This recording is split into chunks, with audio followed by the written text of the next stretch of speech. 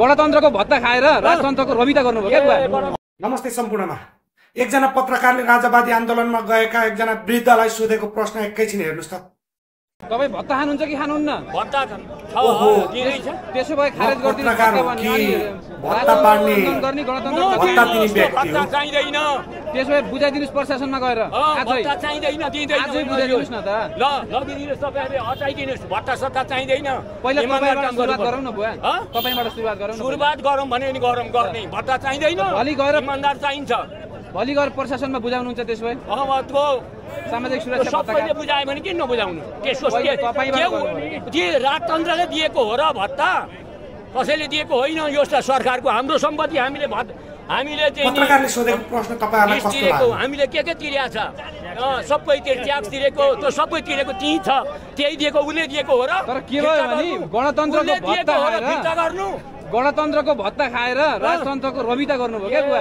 हजुरलाई मैले एउटा क्वेशन सोधे। हाम्रै भत्ता। यो वृद्ध भत्ता कति सालदेखि बाढेको? तपाईँ पत्रकार हुनुभयो। यो प्रश्न सोध्ने शैली हजुरले जति सुन्दाखेरि चाहिँ साँच्चै नै उहाँको घरबाट ल्याएर भत्ता दिइरहेको जस्तो लाग्यो मलाई चाहिँ।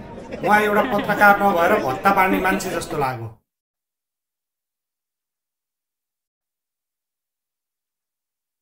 आस्था मान्छेले जसमा जे मान राख्न सक्छ, राख्न पाउँछ। तर पत्रकारले यस्तो प्रश्न सोध्नु जायज हो कि होइन?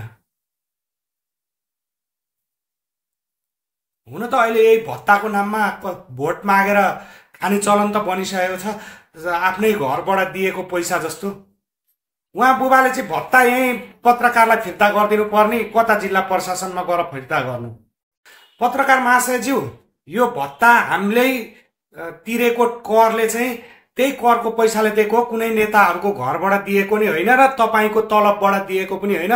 यो हामीले समग्र नेपालीहरूले तिरेको ट्याक्सबाट चाहिँ दिएको भत्ता हो। उहाँले भत्ता फिर्ता, राजावादीको आन्दोलनमा जाने साथै भत्ता फिर्ता गर्नुपर्छ अथवा तपाईँको घरबाट ल्याएको पैसा होइन त्यो फिर्ता दिनुपर्छ भन्ने चाहिँ छैन। तपाईँको भनाइअनुसार चाहिँ यो चाहिँ तपाईँले मात्र तिरेको पैसा र तपाईँको घरबाट दिएको पैसा अथवा तपाईँका नेताहरूले दिएको पैसा फिर्ता गर्नुपर्छ। तपाईँ कुनै यो कुरामा सहमत हुनुहुन्न भने फिर्ता गर्नुपर्छ जस्तो प्रश्न गर्नुभयो। यो तपाईँले गरेको प्रश्न कतिको जायज हो कि कस्तो हो? भत्ता पाउने, उहाँ वृद्धले भत्ता पाउनुहुन्छ, तपाईँको घरको पैसा पाउनु भएको होइन र नेताहरूको घरको पैसा दिनु भएको होइन।